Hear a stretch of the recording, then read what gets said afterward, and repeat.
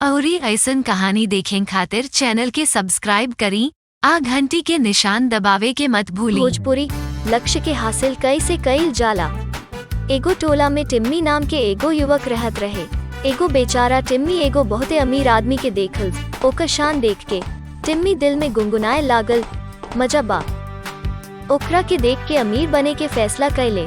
टिम्मी कई दिन तक पैसा कमाए खातिर मेहनत करत रहले। टिम्मी पैसा कमाए के बाद चल गईले, अबोरी बहुत पैसा कमाए के कोशिश करत रहले। यही बीच टिम्मी एगो अभिनेता के देख ले। अभिनेता के ऐश्वर्य देख के ऊ हैरान रहले। अब टिम्मी सोचे लगले कि अभिनेता मजा लेत बाड़े और अब टिम्मी अभिनेता बने के फैसला कैलन। ठीक अगला दिन से पैसा कमाए के छोड़ के अभिनय सीखे लागल।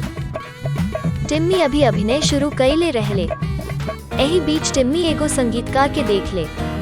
उनका संगीत में अधिका रुचि मिलल। ऐसे ओ दिन से टिम्मी अभिनय बंद कर दे हलन आ संगीत सीखल शुरू कर दे हलन। एह तरह से कई दिन बीत गयल, न तो वो अमीर बन पवले, न अभिनेता बन पवले, न बढ़िया संगीतकार। तब टिम्मी उदास हो गईले। उनका बहुते दुख भयल। एक दिन उनकर मुलाकात एगो बहुते ज्ञानी मास्टर जी से भयल।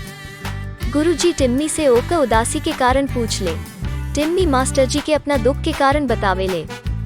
मास्टर जी आपन समस्या सुन के मुस्कुरा के कहले, बेटा दूर से दुनिया बहुत बढ़िया लागत बा। जहाँ भी जाई कुछ आकर्षण जरूर दिखाई दिही। एगो फैसला ली, आ ओकरा बाद जबले जियत बानी तबले ओकर पालन करी, तब रौरा सफलता जरूर मिली। ना तो दुनिया के गड़बड़ी में भटकत रहब। बार बार हित बदलला से केहू प्रगति ना कर पाए।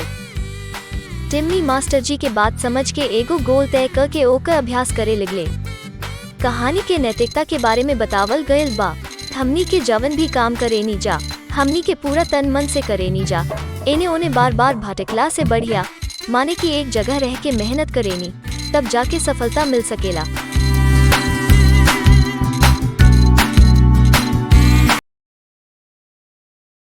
अउरी ऐसन कहानी देखें खातिर चैनल के सब्सक्राइब करी आ घंटी के निशान दबावे के मत भूली।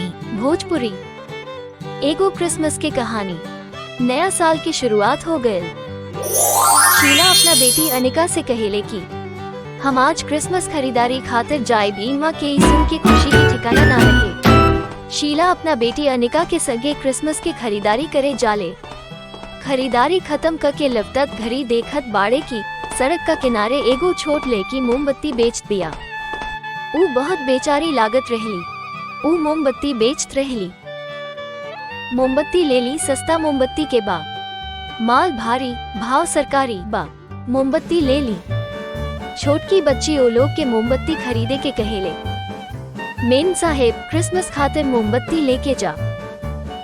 मोमबत्ती ले तो फिर हमार सांझ के खाना के इंतजाम हो जाए। ओ लड़की के देख के अनिका कहेले कि ओकरा से के मोमबत्ती ले ली, बहुत ही गंदा लागत बा। ई कहत ऊ आगे बढ़ जाली। ई सुन के छोटकी बच्ची बहुत दुखी हो गई। आ ऊ लोग के तरफ देखे लागल। शीला और अनिका आगे बढ़ जाले। सड़क पर एगो गाड़ी तेजी से आवत रहे। छोटकी बच्ची देखत बिया कि गाड़ी अनिका के ओर आ रहल बा। लड़की भागेले और अनिका के एक तरफ धकेल के बचावेले। अनिका सोचे लागेले कि जेकरा के हम खराब कहत रहनी उहे हमार जान बचा लेहलिस। अनिका के अब उनका बात पर तरस आवे लागल। अनिका ओकरा से माफी मांगेले। शीला और अनिका दोनों जाना उनकर दुकान पर जाले। शीला सब मोमबत्ती खरीदेले। ई देख के छोटकी बच्ची बहुत खुश हो गई। शीला ओकरा से ओकर परिवार के बारे में पूछेले। कहत बाड़ी माई बीमार बाड़ी, त हमरा ई काम करे के बा। ई सुन के शीला ओकरा के पैसा देत कहेले, ए पैसा से अपना माई के इलाज कर। शीला और अनिका आगे बढ़ जाले। रास्ता में रुक के अनिका कहेले कि हमनी के ओकर मदद करे के चाहिए। शीला ई सुन के खुश बाड़ी। शीला अपना बेटी से कहेले कि जे भी दूसरा के मदद करेला, भगवान कवनो ना कवनो तरीका से ओकर मदद करेला। क्रिसमस के दिन शीला अपना बेटी अनिका के संगे छोट बच्ची के घरे जाले। अबुरी ओकरा के नया कपड़ा अबुरी उपहार देवेले। आ ही सब मिलके क्रिसमस मनावेला। कहानी के सारांश बा। जे दूसरा के मदद करेला, भगवान ओकरा के कवनो ना कवनो तरीका से मदद करेला। नया साल की शुभकामना।